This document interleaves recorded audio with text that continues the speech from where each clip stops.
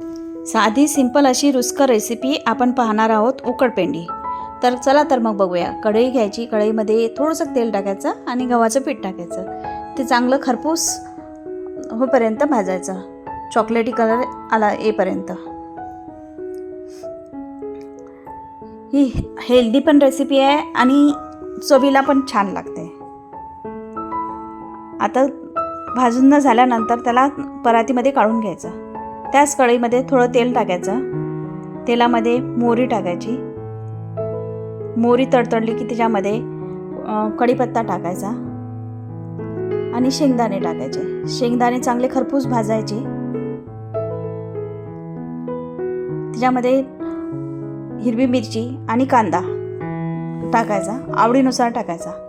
थोडं हळद आणि तिखटमुळे चांगली चव येते। त्याच्यामध्ये टोमॅटो टाकायचा आणि जे आपण भाजून ठेवलेलं सारण आहे ते टाकायचं। त्याच्यामध्ये थोडं मीठ टाकायचं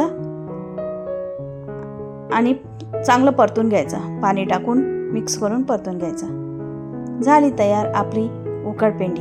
माझा व्हिडिओ आवडला असेल तर लाईक आणि सबस्क्राईब करा।